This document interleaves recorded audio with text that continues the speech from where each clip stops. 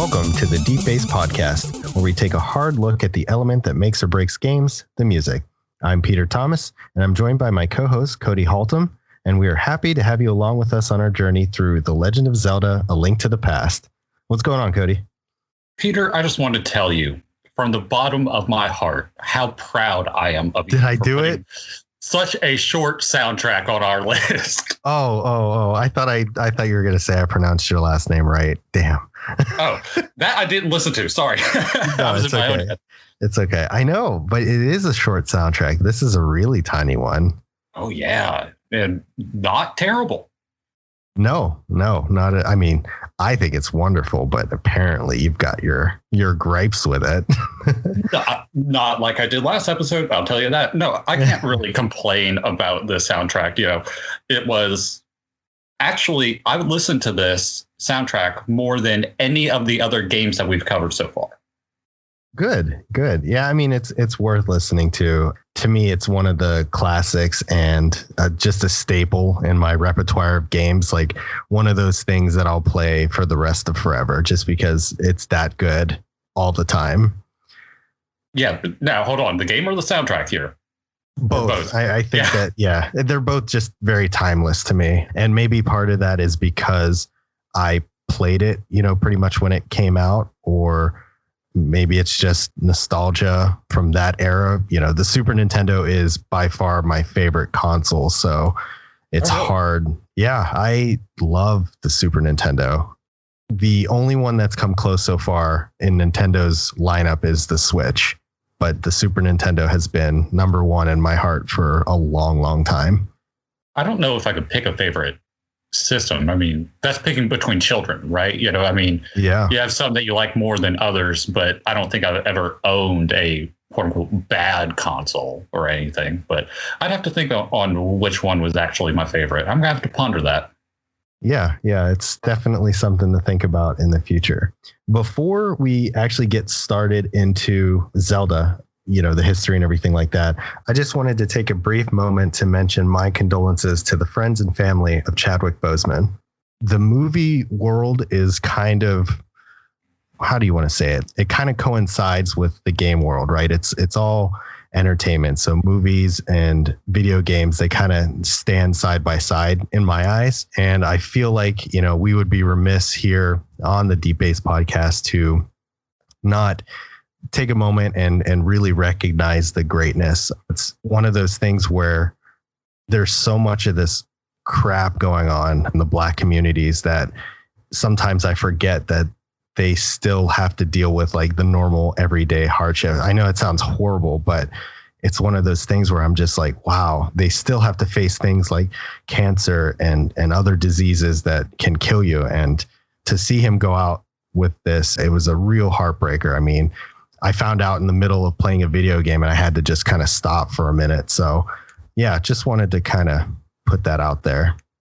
No, I completely agree. He was such a light for so many, regardless of race or color or gender. It doesn't matter. No one knew publicly. I mean, family, friends, that kind of thing, knew that he was going through this. Even while doing so, he still went to children's hospitals. He was still this icon for so many, just to bring joy into their lives. For the public eye to have no idea any of that was going on, it floored me. I actually found out because of your wife.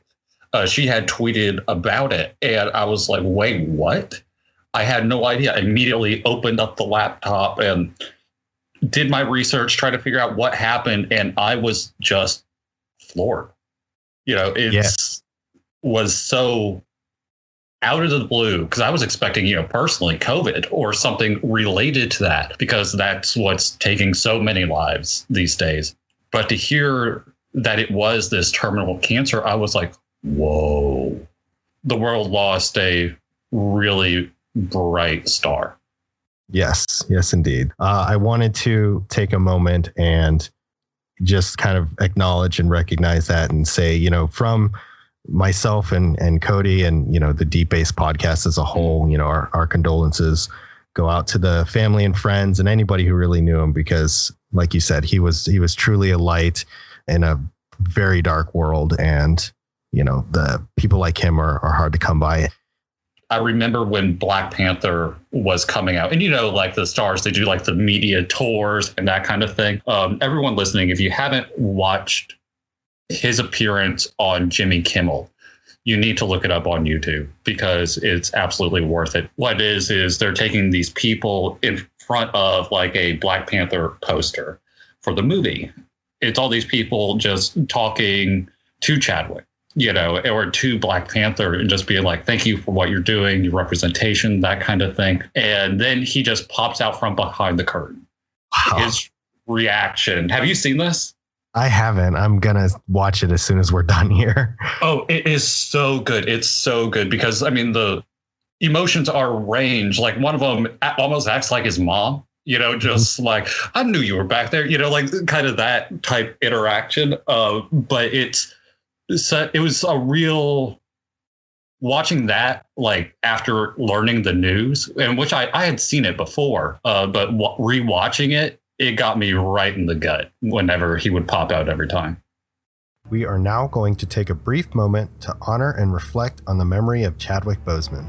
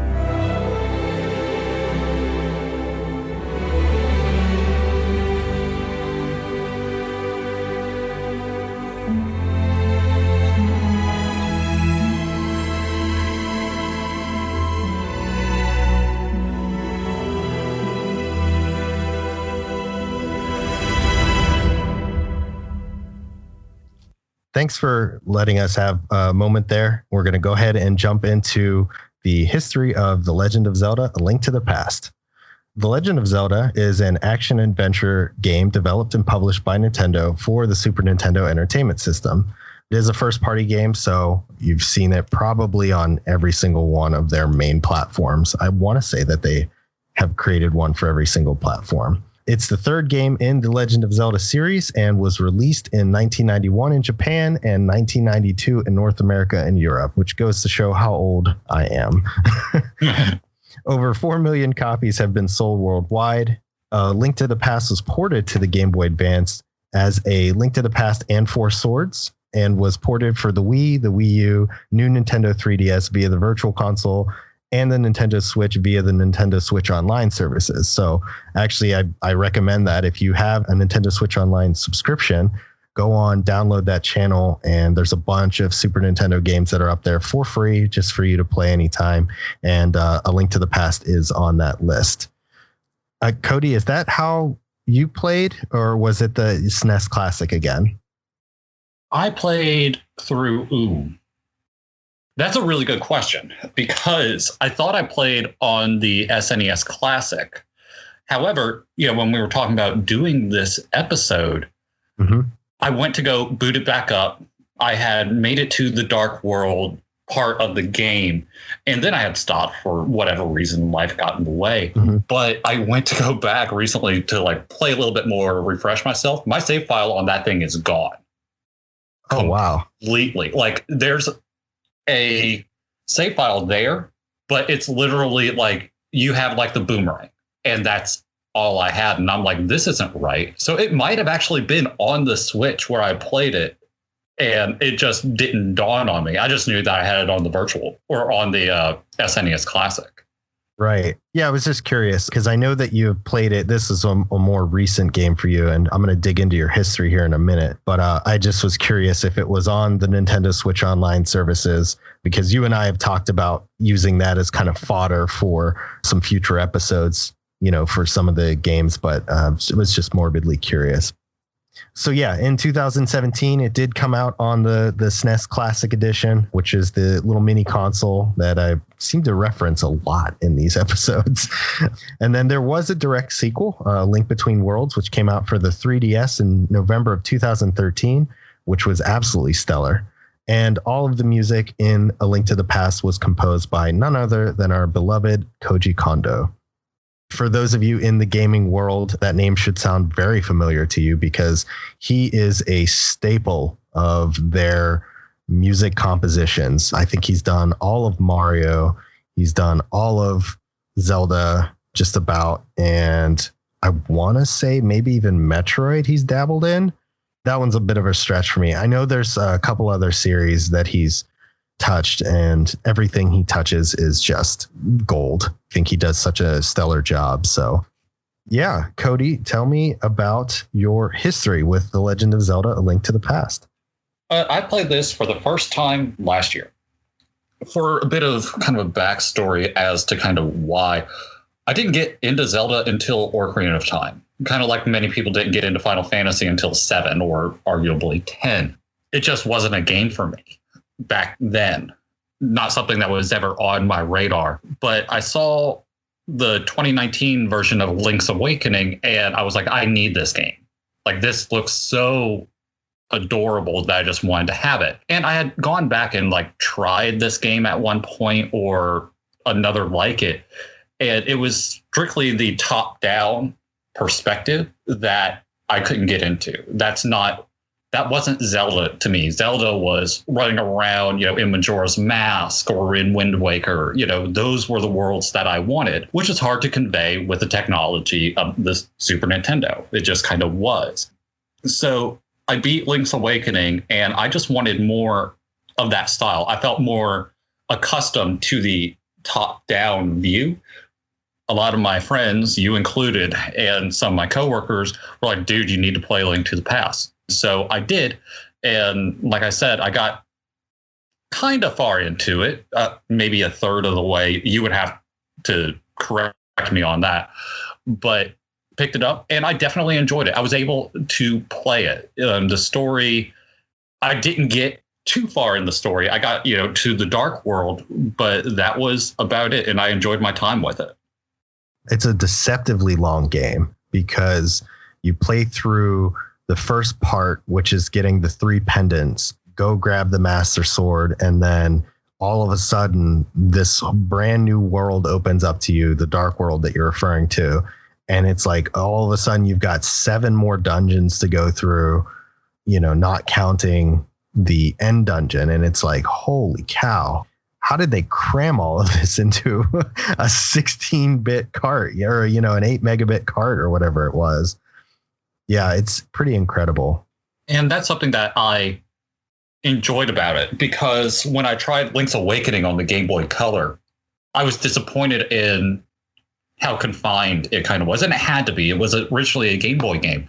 And then when I eventually beat the 2019 version, I was happy for what it was. I understood what it was as an adult, which as a kid, you have no idea. You don't care. But to get those 3 pendants and then to have the world open up just like it does in Ocarina, I was like, okay, this is what I want and expect from a Zelda game. Right. Yeah, I was laughing actually when you mentioned that the Super Nintendo was made for kind of that top-down view. I was laughing because I was like, Star Fox would beg to differ. That chip hadn't been invented, I don't think yet. Okay. I don't think so either. My history is a little more, I guess, robust. I remember playing the OG Zelda on the NES when I was a kid. I have a lot of memories of some gaming that I did when I feel like I was too young to remember a lot of stuff, but I do have a lot of old gaming memories that stuck with me. You know, I've mentioned a few of these to my mom a few times, and she's like, I don't even know how you know or remember these things, because most kids are too young to keep memories like that. I guess it just goes to show that, you know, gaming for me has always been something that's been very near and dear to my heart. So yeah, seeing the Legend of Zelda: A Link to the Past, the advertisement trailers and things like that, it was very much an excitement thing for me. I couldn't wait to get my hands on it. And it ended up being a Christmas gift for me. So I was very fortunate to get a chance to play it fairly close to when it released, because games like this usually released around the holiday time for that reason. I do remember whenever I saw the graphics of it, you know, coming from the NES to the SNES, and just being like, oh my God, these are the best graphics ever. That is a reoccurring theme for me. I did that whenever I saw the first trailers for Ocarina of Time as well, and it just continued on. So every time I see a new iteration, I'm like, these are the best graphics. They'll never get better. And I'm proven wrong every single time. I have beaten this game multiple times. This is one of the staple games, along with like Donkey Kong Country 2 and Super Metroid and a few other of my SNES favorites, that I typically will pick up like once a year or maybe every time it's released, since it seems to be about the same time. And I just play through and beat it just for the sake of it. One of the things I try and challenge myself to do, because A Link to the Past is very hard. It's harder than you think it would be. And the game tallies up how many times you have to restart, whether that's dying and having to reload a save, or even if you faint, I believe, and use a fairy, I think it counts as well. But my goal is always to try and beat through the game with as few retries as possible. And I think my current personal record is 3. It was 5 for a long time, but the most recent time I beat it was on the SNES, or I'm sorry, was on the Super Nintendo Online. And yeah, I got it down to 3, but I still have not been able to do it. No resets. Yeah, it's definitely challenging, even for, you know, the control scheme that it is, which is, again, is pretty simplistic. Just trying to get a direct hit on somebody that's not blocking. I mean, even when I just booted the game up the other day, you know, when I played a little bit, I dabbled. I was like, why are you not hitting? This should be connecting. And it never does. It's always getting blocked, or I'm like 1 pixel off, and it just becomes mildly frustrating. Not like Dark Souls frustrating, but, you know, frustrating enough. Yeah, there's definitely a technique that you kind of pick up as you play. And it's one of those things where you're right. The pixels count. Every pixel counts. That being said, though, I do love the hitboxes in that game. I think they're very fair. That's not something that you'll hear very often in an older game like that. Oftentimes, you know, the programmers will just be like, well, it's too hard to kind of program around the character properly, so we're just going to make it a box. And, you know, if you get hit in this area, sometimes it's like, well, I wasn't even close to that. So I think that the hitboxes in this game were done really well. Yeah, I'll take your word on that, because I can't speak to hitboxes way back in the day like this, or what I would expect from them. I mean, I'm a shooter guy, so I'm like, all right, well, I should have shot him. You know, that was clearly his head or in that region, you know, and it not working that way and me getting frustrated. But in something like this, I got nothing on it. Yeah, definitely. All right, man. What do you think? You want to start on our list here? Yeah, sure. Why not? Okay. Why don't you start us off and tell me your number 5 on The Legend of Zelda: A Link to the Past? I want to apologize first and foremost for disappointing you and letting you down for putting Lost Ancient Ruins on my list. Yeah, I'm going to make you listen to a boring track again. To be completely honest, I don't like the start of this track. It's almost too ominous in a way. I mean, it only lasts about 20 seconds and then, the entire track changes. That's actually the part of the track that I enjoy about this song. When I hear it, it takes me straight to a dungeon that I'm exploring. The organ or piano, whichever instrument that is, it's kind of hard for me to tell, almost have an echo to them that tells me I'm either underground or that I'm in a dungeon. I love the trumpet on this track because I feel like more than anything, it really sets this song apart. It's not a happy or upbeat track, but I just found some beauty to it. So that's why it's on my list.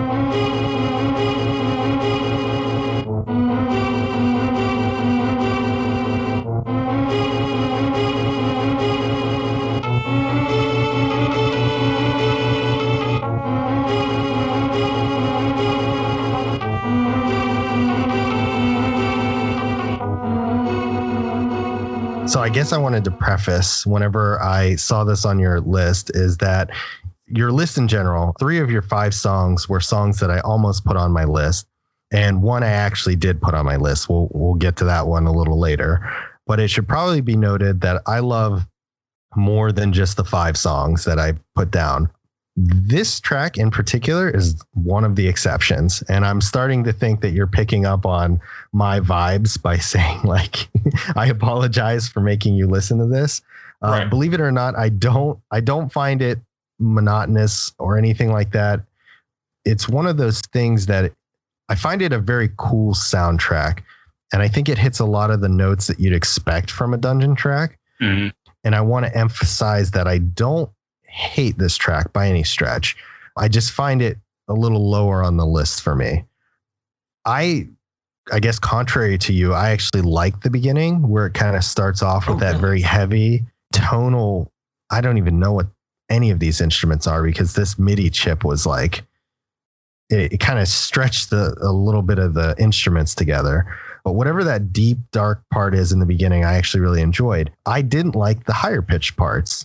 Something about it when I listen to all of the dungeon tracks, and you'll know this because I put 2 on my list, even though they're not through the dungeons themselves. It's more towards the end of the dungeons, but I love how it starts and I dislike the rest of it. I was expecting you to be on my side and just hate the beginning. To preface, I do dislike the beginning, but I do understand why it's there in the track. It's there to give that change and to show, maybe signifying that the start of the track is maybe before Link enters and starts exploring, but now he's inside. So there's a little bit of lightness in it. That's just kind of in my head when I think about that track. That's what is kind of going on in the background. That's what I'm kind of seeing and feeling as I listen to this track, to put it visually. Right. All right, buddy. Tell me about your number 5. My number 5 is Anger of the Guardians. And this is what I was referencing before. So this plays right after pretty much every one of the dungeon tracks. This is one of the main boss battle themes that you hear when you're fighting pretty much every major boss in the game. And I find it very cool. It's one of those things that comes out and it's equal parts epic and stressful. I remember as a kid that I would sing this song in my head in real life when I was like taking tests and stuff and time was like starting to run short, it would just come on, and in my head, I'm like, oh God, I got to finish this really quickly. It gives you that sense of like urgency, and even talking about it now, I feel like my palms are getting sweaty. It's like but what I love most about the track is that there's not a lot to it. It's very simplistic in design. It didn't take much. I think you'll note that it's incredibly short, but it conveys so much in that little bit. It just really completes what I'm looking for. So as I'm coming to the end of a dungeon and I'm ready to fight this boss, this is the kind of track that I'd like to hear. But when the horns, which I assume, like you said, were trumpets, start up in the beginning, I said, shit is about to get real.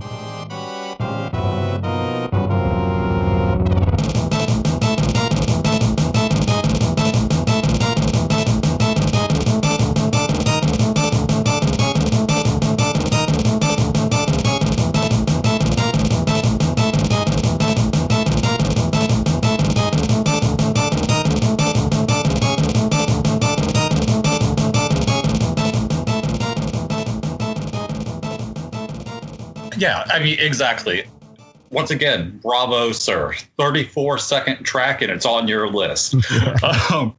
This is a boss fight, clearly. It just has a massive chaotic energy to it. As a standalone track, though, it didn't jive with me that well. I'm not sure if it's the length of it or because I didn't hear it enough, having only played what I have of the game. I didn't really have too many memories with this track. I will say, and we've said it before, there is a special place for boss fight music and how it makes you feel. I think we've put a couple of boss fights on our list before, particularly in Persona, but this one just didn't hit with me the way that it did with you.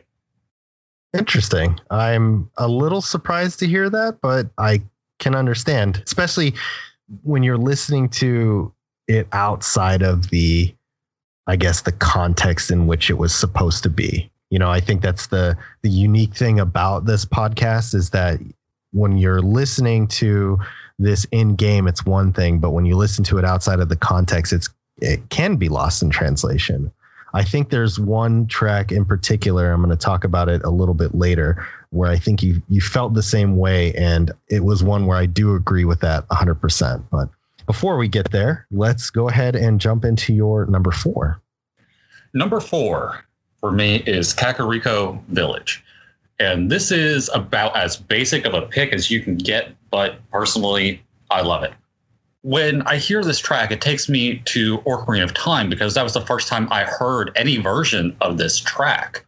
In a way, I enjoy this track being slightly more simplistic than the one from Ocarina of Time. I mean, it's the same track, but it's just limited by the technology at the time. Even though the graphics in the game are more simplistic, hearing this track when I played this game told me the tone and the vibe of the town. When I left Sanctuary in this game and just happened to stumble my way to the left and entered Kakariko, hearing this music was what made it hit home for me that I was actually playing a Zelda game.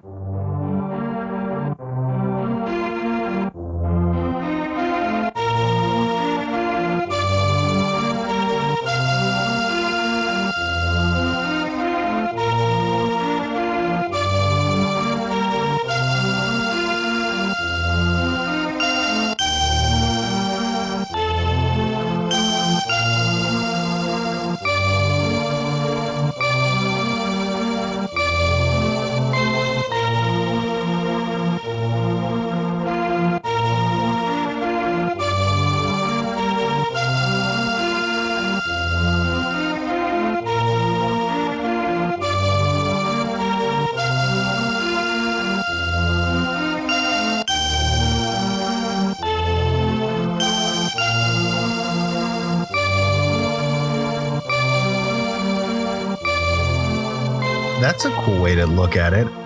It's funny because I don't know what it's like to go from a newer game back down to the older ones. It's difficult, yeah. Yeah. Yeah. Typically when I've played anything, it's been kind of forward progress. So to come into a Zelda game and I guess not feel like it's Zelda until you have something that's more familiar like that. That's a very wild feeling that I don't know that I can piece together personally. But like I said, it's a basic pick, and on many people's lists, it probably wouldn't be. But for me, I see this game, Legend of Zelda: A Link to the Past, and Link suddenly has pink hair, and it's like, you see where I'm going. It's a top-down view. You know, Zelda magically knows me by name and doesn't reference it at all. You know, I don't know who these characters are or who they're supposed to be. I mean, I know who Link's supposed to be. I know who Zelda's supposed to be. But other than that, nothing about this game, other than the title of it, made it feel, or if I'm being fair, sound like a Zelda game. So that's the reason why it's on this list at all, is because that's what really made me feel like this is familiar. This is the adventure that I'm used to. It might look different. It might sound a little bit different, but this is still what I expect in terms of quality of Zelda. Right. My particular thoughts on this pick in general was that this is a very classic track. This track happens to be the start of Kakariko Village as we know it through the later games. As you mentioned, it's used pretty similarly in Ocarina of Time, and then they start kind of like mixing it up and putting it in different places, but it's still the Kakariko Village that we know and love. But it is a solid track. Just a side note, when I was younger, because I was dumb and would make up names for things when I read them, because again, I was dumb. I was about to say, what's this was business? I know it's probably true now, but I used to call this place Kakariko Village, believe it or not. I don't know why I settled on that pronunciation, but it took me years to figure out that it was Kakariko and then pronounce it correctly and break myself from calling it Kakariko. I don't think I ever said it out loud as a kid, because it's one of those, like I did something similar with Harry Potter when I got to Dumbledore, where I was just like, all right, well, that character's name, now I know what it is, but, I don't dare speak it out loud. Yeah, right. Yeah, I've always felt that this track kind of set the bar with what a village or town track should sound like. It's very peaceful. And as long as you're not being chased and harassed by the guards, everything is copacetic. And it really does. After the part of the game that you go through, you land in Sanctuary, you find out things are going poorly. And like you said, if you know where you're going, or if you accidentally stumble upon this village, you are kind of greeted very warmly with this track. So one of the things I did find strange about the track is that I feel like it almost belongs on a farm, but it never actually gets that treatment. Every one of the towns that I know this song to be in, and I could be mistaken because there's a lot of times it's used, but it feels like it could be like a very farmy, kind of like a hokey sounding track, and never actually gets used in a farm. Every one of the villages are just that, like a village. I think in your defense on that, because I was confused, and as you were saying that, I'm like, well, you're absolutely right. And then I also thought, wait, it has been used in a farm. But you're right, it hasn't, because technically, while it is extremely similar, I believe Lon Lon Ranch also uses a version of this, don't they? No, Lon Lon Ranch is Marin's tune, the one that calls Epona. Yeah. Yeah, I could have swore. Huh. Yeah, they're not the same track or even like a mixed track. If you get a chance, take a listen and you'll hear it is also very hokey, but yeah, it's two different tracks. Yeah, you could have put this, in Stardew and I would have believed it. Right, exactly. All right, man. What about your number 4? My number 4 is the Hyrule Castle theme song. To me, there aren't too many songs that scream royalty quite like this song. if you listen to the intro song, and by intro I mean when the game is first turned on, and then you listen to the prologue song, then you start the game. This one ends up being about the fourth song that you hear. So it's pretty close to the beginning of the game. And it really showcases how much they've squeezed out of the sound chip.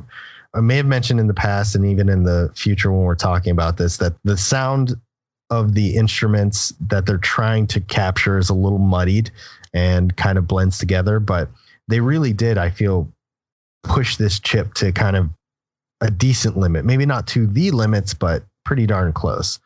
This song is incredibly complex. There's a lot of parts that kind of make up what it is. It really carries a lot of weight. So when I hear it, it just feels very castle-esque to me. It's like I just opened up the doors to the royal family's home, and I can feel all that in the music. As always, I am a fan of the trumpets and what they add to this.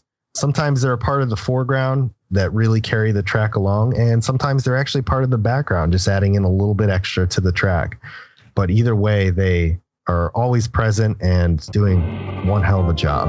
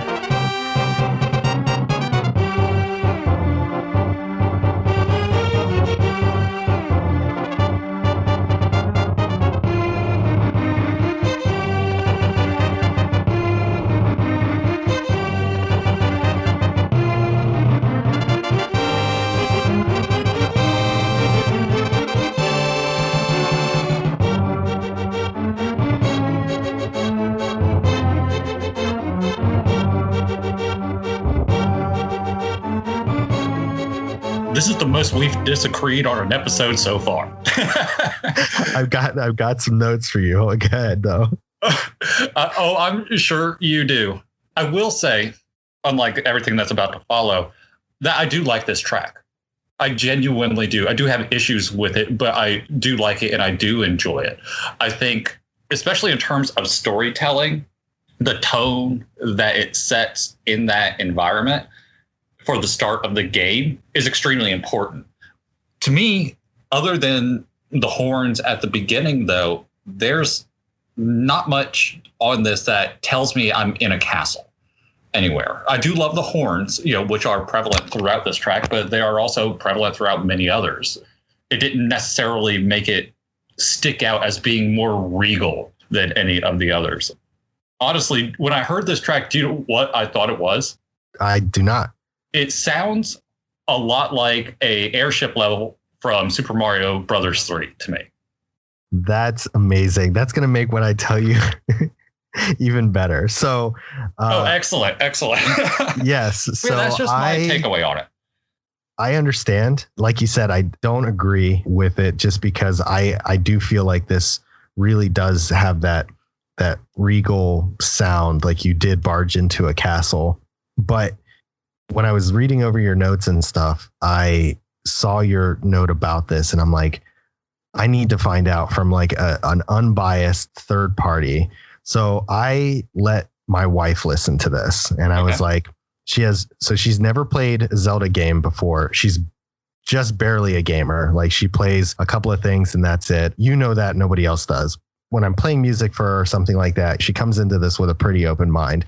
I said, I want you to tell me where this track sounds like it belongs to you. I was like, I don't want you to tell me anything specific about it. Just like a location. That's it. And that's all I said to her. And I played this track. And so she's listening and I'm watching it kind of piece together for her and everything like that. And she's like, it sounds like it belongs in a Super Mario castle.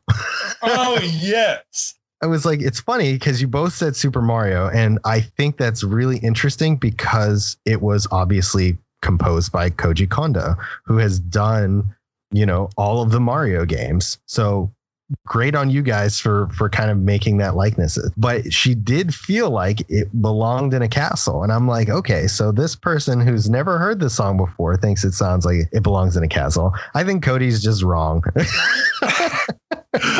Peter giveth, Peter taketh away. I do. I know. I had to give you a little bit before I shut you down completely. I'm like, no, but it was just one of those things where I like, when you said it didn't sound regal. I'm like, man, what did this man need for this to sound more regal? I guess like when I'll say this, it sounds regal in the sense that the world has gone to hell.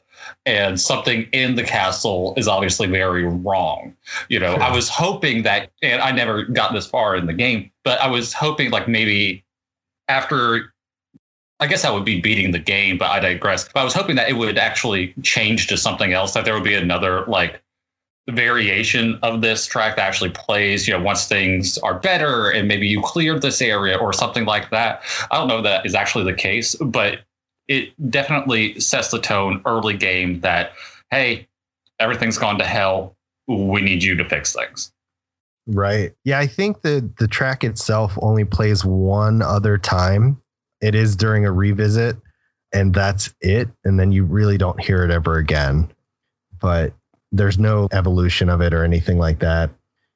And that's because the two times you hear it is when you're only in the light world, and then that's it. It's done. So moving on to something we don't disagree about. Tell me your number three.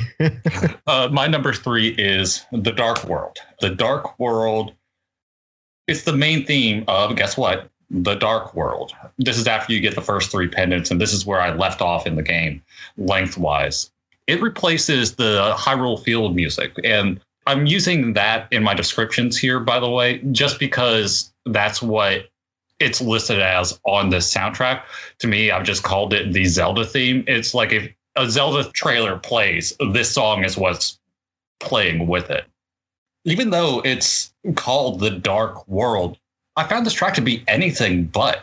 It gives you this brilliant sense of adventure. Once again, we hear the organ, the snare, the trumpet come together and play off each other in really great ways. This is just a great replacement for the Hyrule Field track.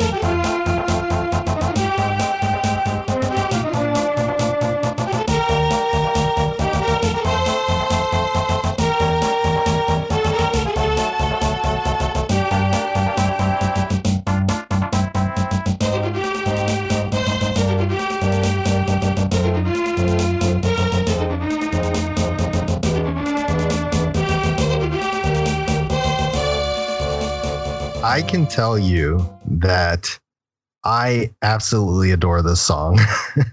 Yes. And it was hard not to put this on my list. It really was. I think I mentioned this in the Persona episode, but I typically don't like it when something in the game changes and you lose a track for something else. But this is one of those rare exceptions where I'm just like, no, I actually dig being in the Dark World because this song is so damn good. With the changes the world actually experiences, the differences and similarities that kind of come together with the dark and the light world thing, this track makes so much sense for how it's implemented.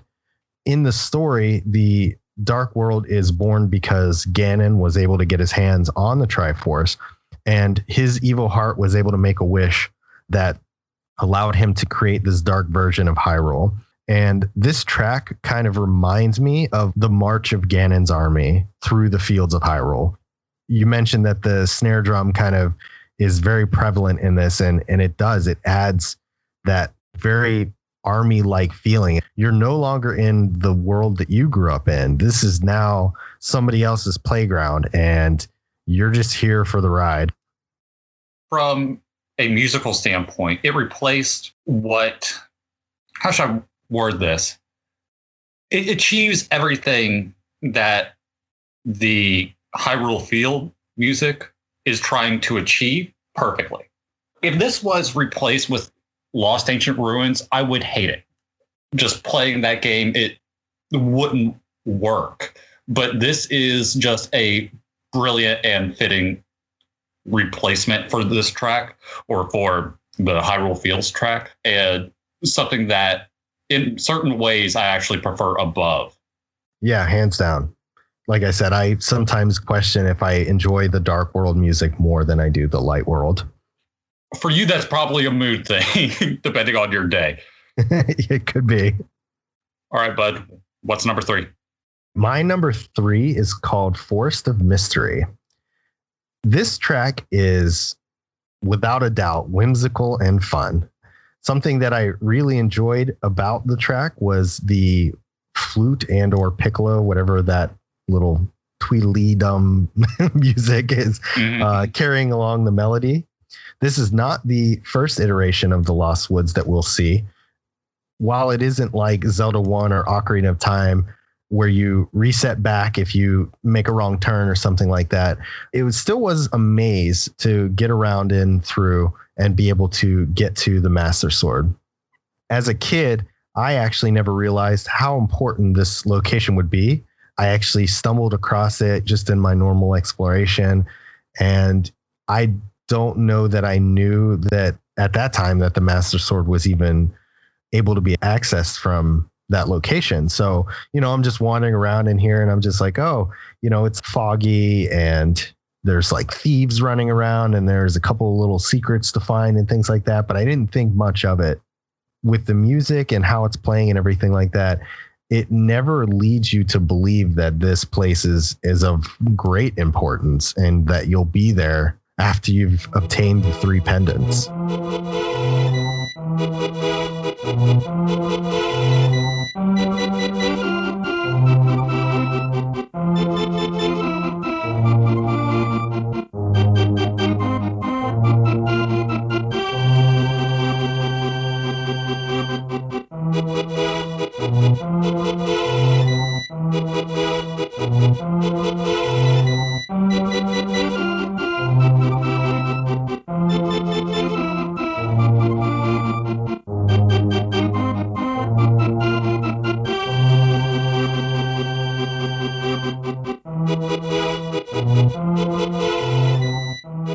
What's interesting about this is I don't remember this track from when I played it.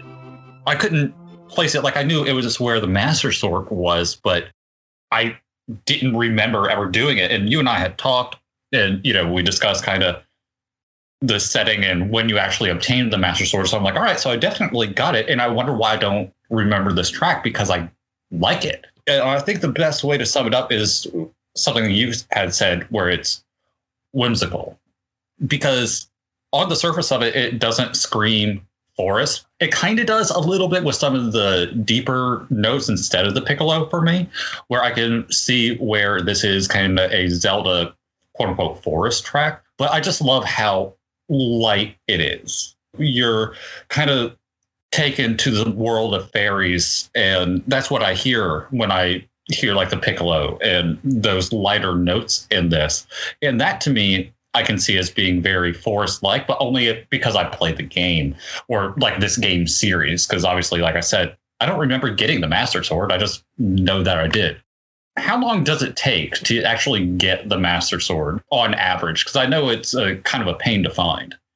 I was thinking about you saying that you don't remember it. And I was like, well, if you know the game really well, I mean, I can be in and out of the Lost Woods in 10 to 15 seconds. So I'd say that somebody who didn't know the way to go and was trying to figure it out would probably be in there for a few minutes to get it. But I guess it really all depends. You could just get lucky. It's not the hardest maze in the world. It's a top-down view, and you can kind of sort of see where you want to be. Yeah, I don't know exactly how much time it would take somebody to get through if they were coming at it with fresh eyes. Maybe I should sit my wife down and see how long it takes her to get through. That would be hours, though. You'd mentioned something, the fact that you said that it doesn't sound very foresty. So where I had disagreed that Hyrule Castle doesn't sound very castle-y or regal, I do agree with you that if you're listening to this out of context, you probably wouldn't guess that this was a forest. You made mention, though, that it kind of sounds almost like the fairies are around and things like that. Mm. And it actually brought to light something pretty interesting, that I think this is probably the most fantasy-esque track I've heard in a Zelda game. It's been a long time since I played through a couple of the games, so I could be mistaken on that. But even though Zelda is technically a fantasy game, it doesn't really follow the same suit as far as the way the music kind of presents it. It presents it like a fictional real life game, if that makes any sense. No, you're right. It does. It's interesting because I completely get what you're saying, where, you know what, I'll actually have to think about it, because I think you're right. This is probably the most quote unquote fantasy track that we actually have, especially on this list for sure. But I would have to go back and either replay or re-listen, which we'll probably re-listen to some of these sooner than I'll actually replay them. But I think you're actually right. I would agree with that being probably one of the most quote unquote fantasy like tracks in a Zelda game. Right.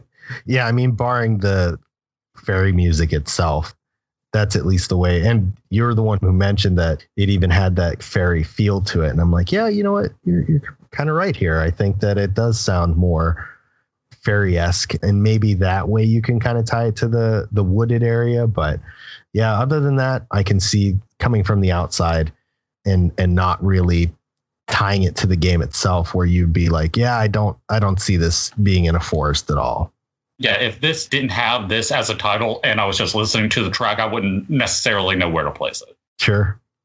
All right, man. We are at our number twos, and Yes, we have the same track, which seems to be an almost reoccurring theme here. I think I want to say that we've picked one on almost every one of the episodes so far, where we've had has it been every episode? It has not been every episode. It's been close. I think every episode we have had same songs on our list, different orders. Got it. Perhaps. And on occasion we'll have one that meets up. It does happen, but trust me, it's not necessarily intentional. Yeah. I mean, we both do these usually at different times, so it's kind of funny to hear them when they do line up. Why don't you go ahead and open it up and tell us what our number two is, and tell me a little bit about it. It is Meeting the Maidens. Now, I never got to this, obviously playing the game, because I think this is endgame, judging by where it is in the soundtrack. Is that correct? It is not. It is not correct. When does this happen then? This happens after every boss that you beat in the Dark World. And I didn't beat one, so that actually makes sense. Checks out.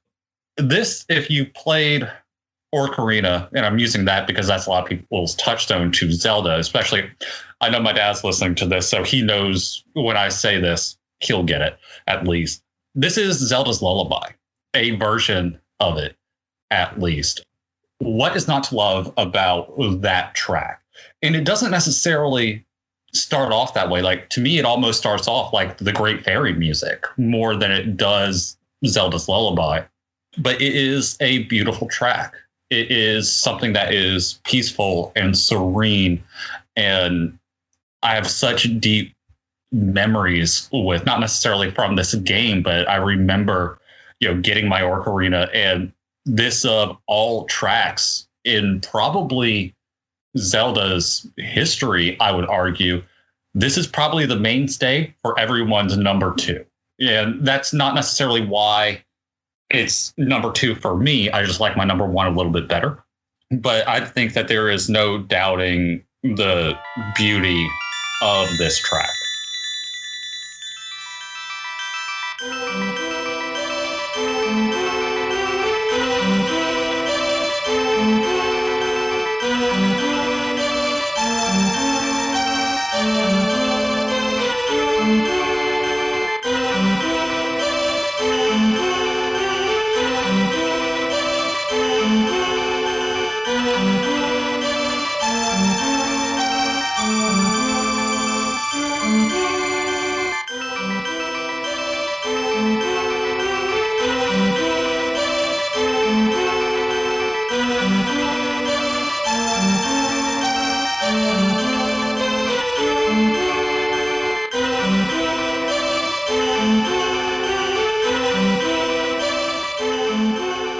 I hear this song, I think to myself every single time, I'm like, what a better way to end a boss fight than with this serene, angelic track that plays. And I'm almost sad that you haven't beaten any of the Dark World temples to have heard this and how it's done. Mm-hmm. And I feel like now my joke at the end of this is going to be lost on you, but I'm going to continue on.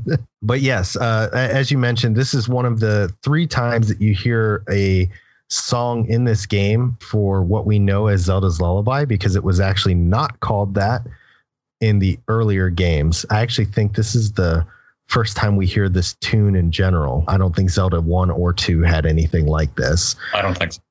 This version of this song in this particular game is head and shoulders better than the rest. You know, obviously there's a reason why it's both of our number 2s. Like I said before, the track plays after you beat a boss in the Dark World. You collect crystals after that. So you get 3 pendants, grab the Master Sword, then go in the Dark World and you have to get 7 crystals. When you grab the crystal, you find out that there's one of the maidens are basically like, I don't know if they're like encapsulated in it or what have you, but you hold it above your head as you do with every item that you pick up. And then the crystal leaves your hands, kind of grows bigger. And then one of the maidens shows up in the crystal itself and starts explaining to you kind of like a chunk of the story. It's really cool because, you know, the crystal's spinning around the character that's inside of it. And, you know, she's telling you all the story and it fits really well. It's a good song to be listening to while you're reading the story because the game can actually get quite long-winded, especially around these parts. There is a ton of backstory for them to go over and tell you about. So you sit there and you're listening to this and reading the story along the way, and it's perfect. It just all blends together really well. There is no other way to describe this track but beautiful. And I mentioned serene and I mentioned beautiful, and I know you've said the same things, but there's a reason why. If you listen to this track, those are the things that you hear and feel: serenity and beauty. My joke at the end of this was going to be, do you understand, Cody? Yes, not at all. Because at the end of every one of their stories, they ask you that. And then if you hit not at all, they repeat the entire story over. Okay, so they're basically the owl from Ocarina. Exactly. Yes. Okay. Yes. Which they started doing that very early. Which I'll go ahead and say this now. I know we'll get to Ocarina of Time, but fuck that owl in particular. But no, and you saying that and kind of explaining where this takes place, I thought, based off listening to the track and how epic it is in the title of it, that this was Endgame. All the maidens are like had been reunited or something like that, because meeting the maidens and this and the beauty of it, it kind of went all hand in hand. I do wish that I had experienced it through the lens of how the game wanted me to hear this, because, you know, like you said, what a perfect way to end a boss fight, because we've heard what the boss music is like.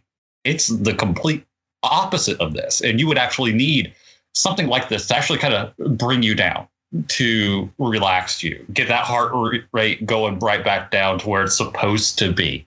So I do regret that I wasn't able to view it with that lens, but I mean, in my defense, I tried. My save file just disappeared. Don't regret it, man, because I'm going to force you to play this again. I mean it. I'm going to, even if it means that every time you play, we pull me up on like a video chat and I just sit down with you and I'm just like, okay, here's where you need to go next. And then I'm just going to watch you play the rest of it. But it's just one of those games for me that you've got to go through it. I need you to see it through to the end and feel the things that I felt, even if you hate the top-down view. The story is that deep, really. Yeah. Wow. For a SNES game, I mean, it covers so many interesting topics. You know, it for me is kind of like the epitome of good and evil, and really hitting home that topic. Huh. Interesting. Yeah. I'll probably get around to it at some point, which translates to never. But I mean, in all seriousness, I will find time to actually sit down when we're not doing this kind of thing. But just trust me, if I ever text you or if we do the video call and you're sitting there and you're playing with me, you tell me to go left, I'm going to go right every once in a while just to anger you. I'll be like, no, you're missing something. No. I'm like, sorry, connection cut out. No, I won't backseat you that hard, but I will make sure that you see this game through. All right, but it sounds like a plan. All right, sir, we've arrived.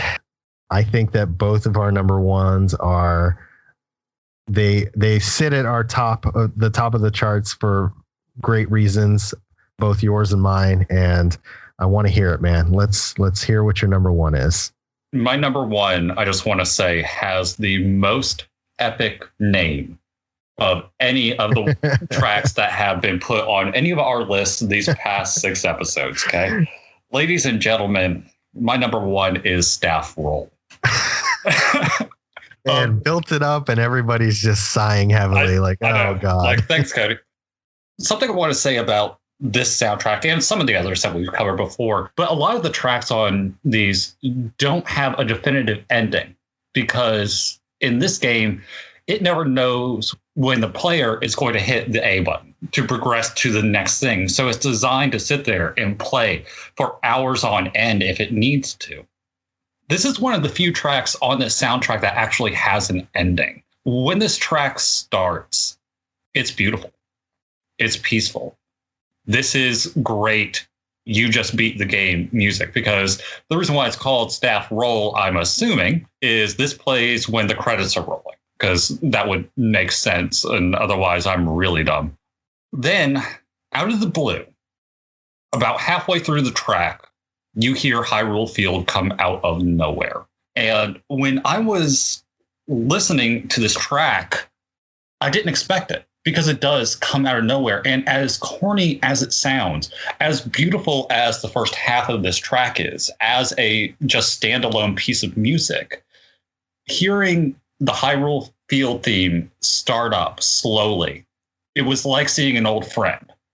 As the track plays, it loops. And after each loop, it adds a new element, a new instrument, until it just becomes this epic endgame version of Hyrule Field. I love this track, hands down, from start to finish.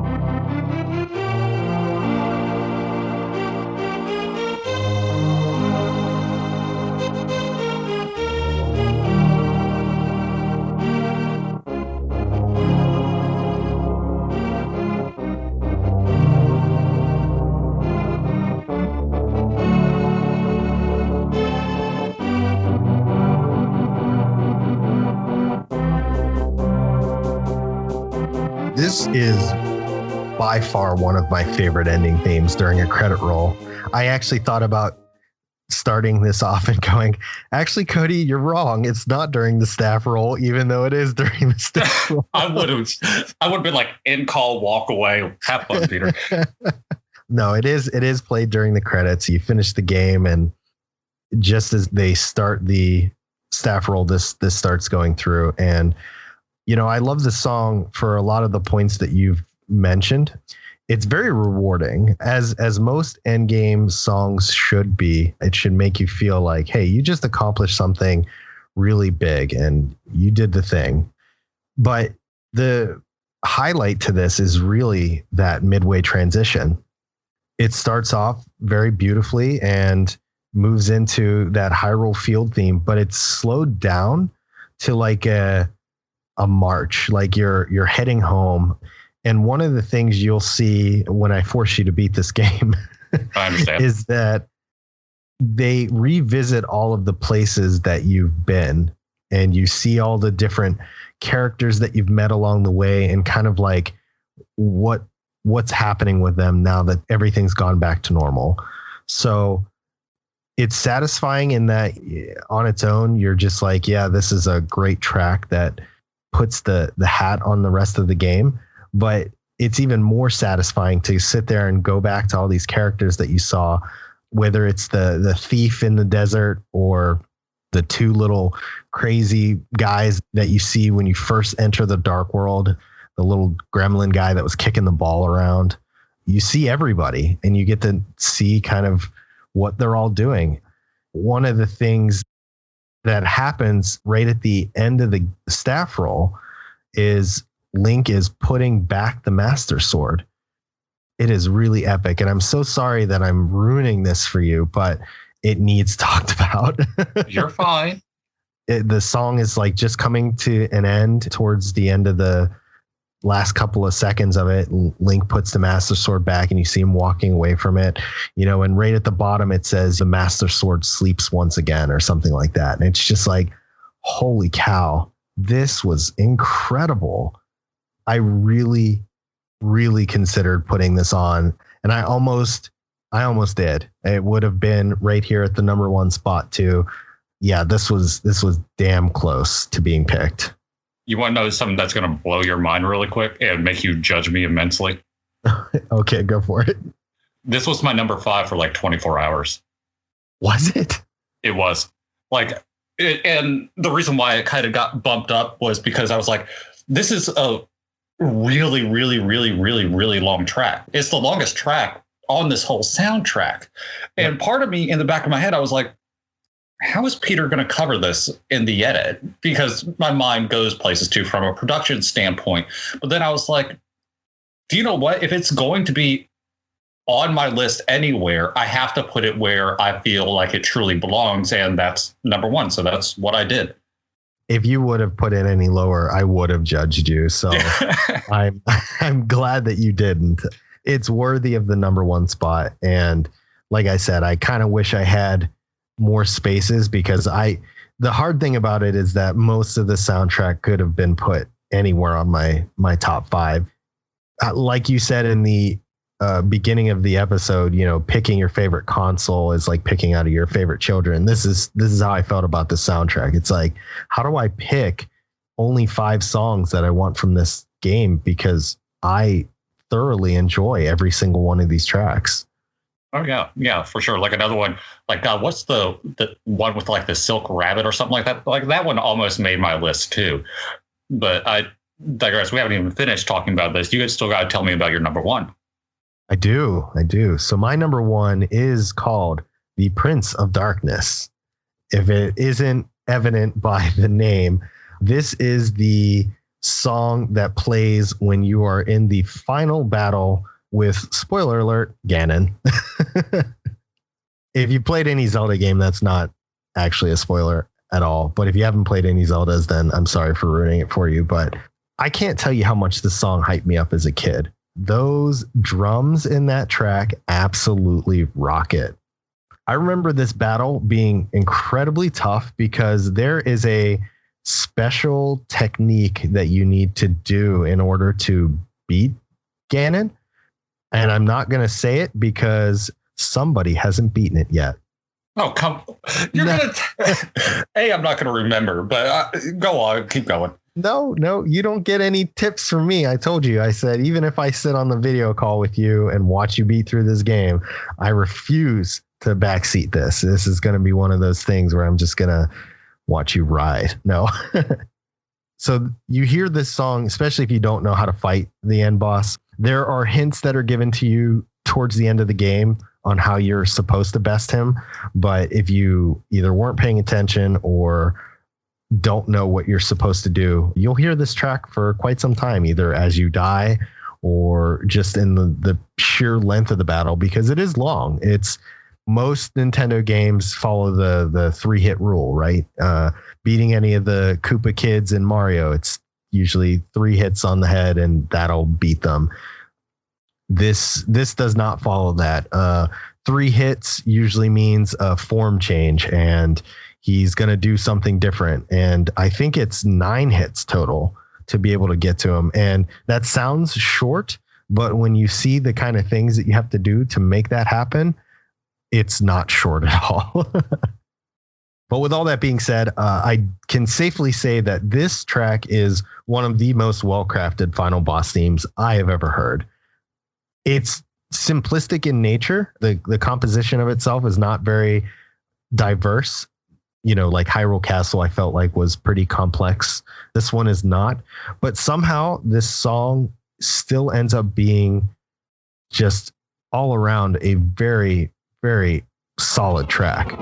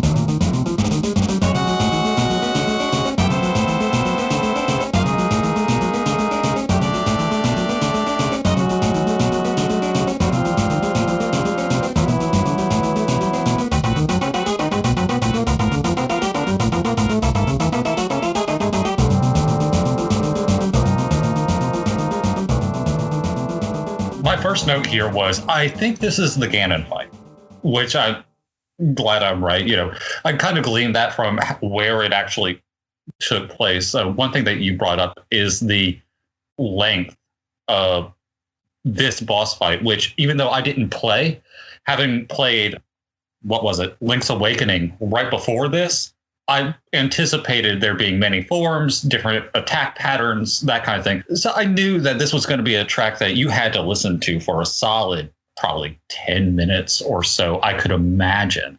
I love the energy to this more than your number 5. I honestly do, because it seemingly has different layers to it. It's a more deep boss fight track as opposed to Anger of the Guardians, which is kind of angsty and crazy. Like, this has a completely, while being very similar, it invokes a different feeling, at least for me anyway, whenever I hear it. I think it's a great pick, man. I'm not gonna say anything bad about it. I mean, I think when we get through the minutia of some of our tracks, like, we have our own opinions, but anytime either you or I, or sometimes both of us, put a song as our number 1, it's one that immediately garnishes respect. So I thoroughly enjoyed this track as well. Yeah, you made a really good point about Anger of the Guardians being kind of more chaotic, and the Prince of Darkness is not that. And I feel like that is a testament to the feeling that Koji Kondo was trying to fit in when he composed these tracks. The creatures that you fight in all of the other bosses that bring up Anger of the Guardians are not these organized, thoughtful creatures. They're just monsters. And when you're fighting the Prince of Darkness, this is the guy who is being conniving. He's trying to take over Hyrule and make it his own. He wants the Triforce. So the two tracks are very similar in length, but they both speak something incredibly different. And that, I think, is what makes this soundtrack so genius. Yeah, you brought it up, but, I hadn't necessarily thought about the difference in the soundtracks compared to the enemies. But I mean, you're exactly right. They're mindless goons. All the tracks or all the bosses that you fight with Anger of the Guardians. But this one is more menacing. It has more going on because this guy, Ganon, is choosing to do this. It's like the others are just weird and they're having strokes and you just happen to be in the room with them. But fighting Ganon, regardless of which version of the game that you fought him, it is an intelligent fight. It is more sinister. And I think this track does convey that really well. Yeah. Even going down to like the way that you fight it, it requires a little more thought than just swinging at a tail or something like that.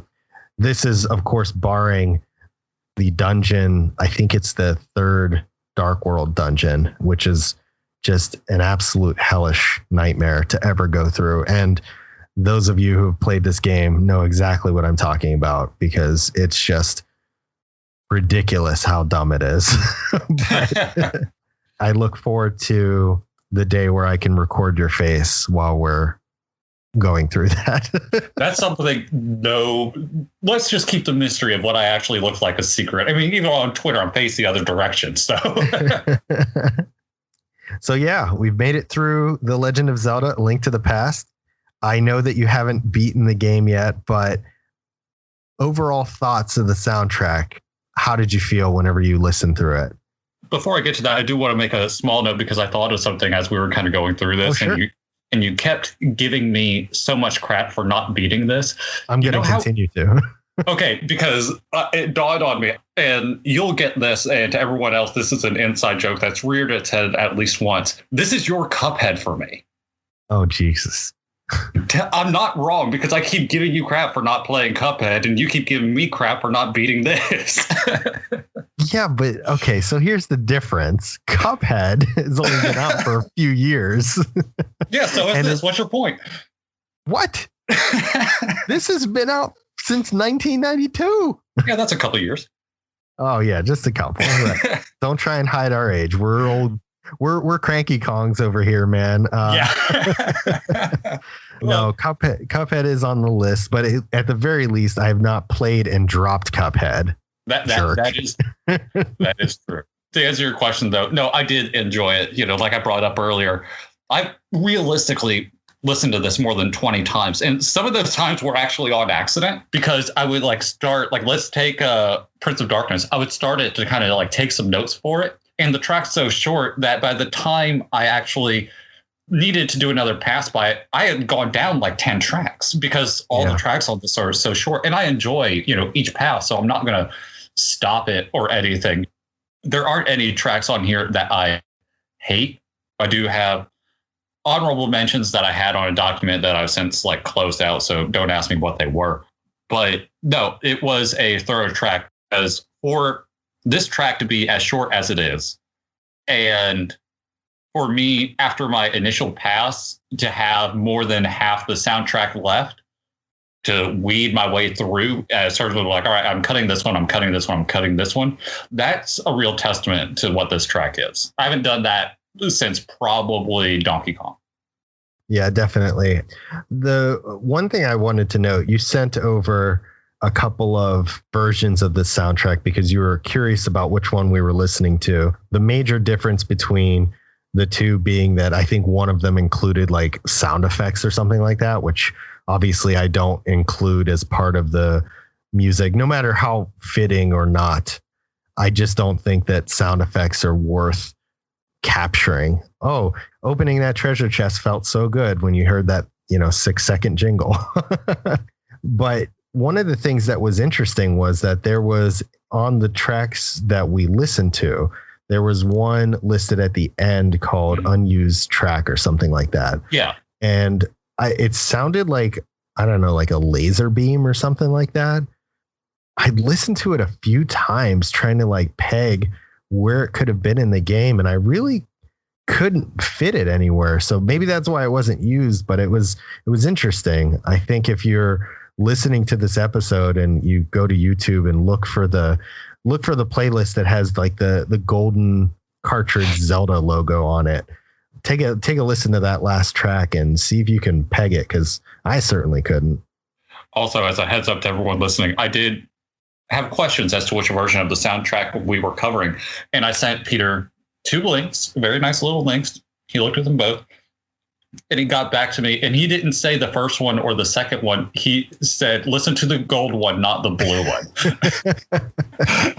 And I was like, all right, is that someone's name? And then I was like, all right, well, one has a gold background, the other's blue. So I guess that's what we're doing. But no, I never clarified that. But I was just like, damn it, Peter, why? Well, I just assume that, whenever I get your links, they show me previews of any YouTube links that are sent to me. So I could see the like face of the video. I just assume that you also saw those same faces. Nope. Oh, well, sorry. Yep. Yeah.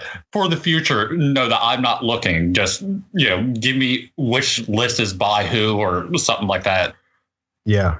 All right. So we normally wrap up these episodes now with a question that we present to anybody who's listening. And we encourage you guys to answer them by either tweeting us at Deep Base Podcast or even finding us on Twitter, our separate user accounts. I'm the one who manages the Deep Base Podcast account. So I usually retweet mine and Cody's tweets when it's related to the Deep Base Podcast. So you can find us there too. But I slacked off apparently this week and didn't have a question, but Cody, you did.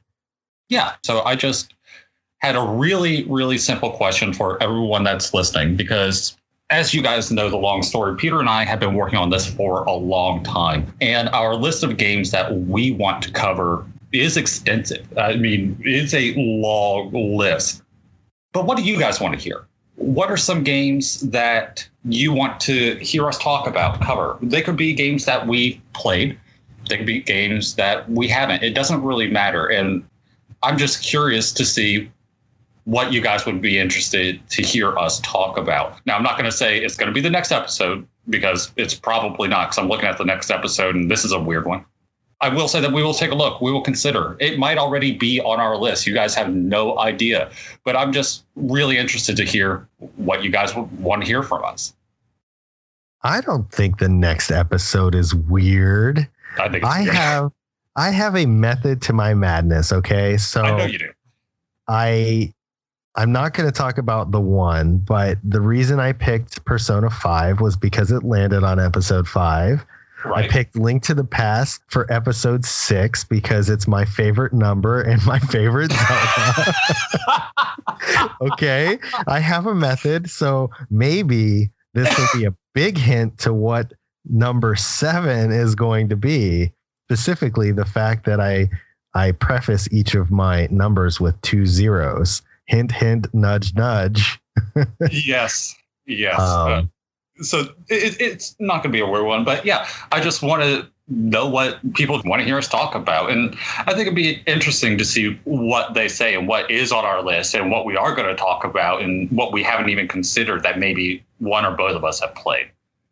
I really love this question, actually. And I feel like even though we're asking it kind of formally here, this should be a question that's always present for everybody. So if you have games that you've listened to the soundtrack and you've really loved it and you're like, man, I'd love to hear what these guys think.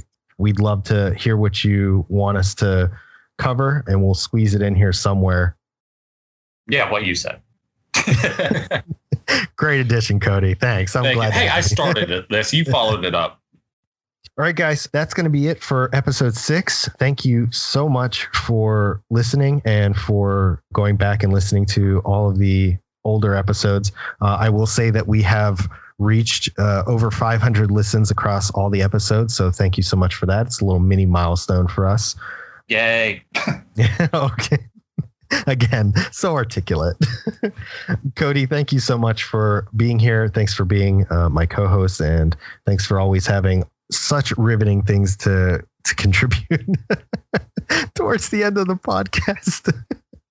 I thought about being a dick and just saying, "You're welcome," and leaving it at that. But but I always have fun doing this. You know that. Yes, absolutely. All right, we're going to wrap up here, and we'll see you guys next time for episode 7. Thanks for listening, and we'll talk to you soon. Bye, guys.